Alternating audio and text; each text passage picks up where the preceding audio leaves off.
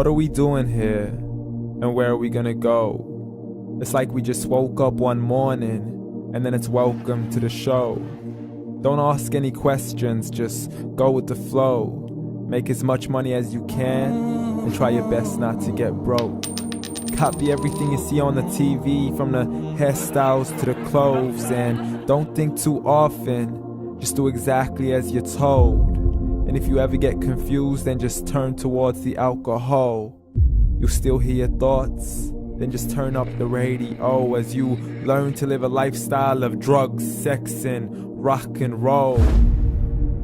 But in all honesty, I just need to know, is there more to the cycle than growing and getting old? Living and dying just to leave behind a happy home and a whole lot of property that somebody else is going to own.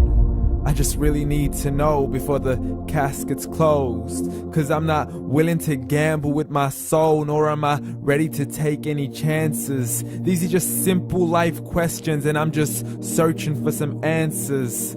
Like, what are we doing here? And what is our purpose? How did we get here, and who made us so perfect? And what happens once we go, or is this world all really worth it? Questions we don't answer because apparently we don't really have to. There's no purpose to this life and our existence is merely natural. Then in that case, please let me ask you, did you create yourself, or was it somebody else who had fashioned you? 'Cause you're a being that's impeccable, faultless and unparalleled. You're a product of supreme intelligence and I'm merely being rational. For there isn't a camera on this earth that can come close to the human eye, nor a computer that can compete alongside the human mind. And if the whole world was to come together, we wouldn't be able to create a single fly. So many signs, yet we still deny. As science tries to justify that all this could come from none, when it's a simple sum. 0 plus 0 plus 0 cannot possibly ever give you 1. So from where did all this order come? For everything has its origins, a maker, a creator of its own. I mean, the only reason you're watching this video is because somebody had to press upload. So we can believe in the Big Bang, but I'd rather believe in He who caused it to explode. Allah, the creator of everything along with every single soul. The ever-living, the master, the only one who is in control. Unlike his creation, beyond our imagination. And no, he's not a man, nor does he have any partners in association. He's on his own. And no, he did not ever leave us alone.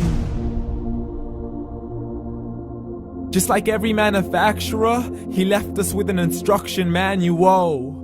The Quran and Islam, and I'm sorry to jump to conclusions, but it's the only one possible. The only definition of God is the one and only supreme being. It's logical, a book with 0 contradictions, with miracles that are both scientific and historical, all revealed over 1400 years ago. Like the detailed description of the human embryo. The descriptions of the human embryo in the Quran cannot be based on scientific knowledge in the 7th century. To the mountains as pegs holding firm the earth below, and the 2 seas that don't mix in a complete separate flow. To the planets in orbit, alternating night and day as they stay in flow. The expansion of the universe and the creation of everything from H2O. To the stories of the past and the preservation of Pharaoh. To identifying the lowest point in the land where Persia defeated Rome. The gushing fluid that created man in the glands between the ribs and the backbone. And not a word has changed, it's still the same. So please explain how all this was known over 1400 years ago. To a man who couldn't read or write, as he would recite whatever the angels spoke. And if you still don't believe, please try to come up with something that's even close. But you can't, so we took God as a mockery and his messengers as a joke. Muhammad could not read or write. How's somebody who can't read or write gonna start a religion? Dismissed his scriptures as legends and tales of the ancient folk, as we live life according to our whims, desires, and hopes. saying this life is the only home we will ever know. We will live then die, then simply turn to bones. YOLO! Correction, after the grass dies, the rain arrives and it regrows, and Allah promises to do the same thing to your very soul and bring you back from your very fingertips to your toes, as the all-seeing supreme being watches us so close, and we are surely being tested in our wealth, our health, and our self, and everything that we've been blessed with. So believe, for we will surely be resurrected and be brought back to our Lord and account for every single deed, as He hands us our books and orders us to read.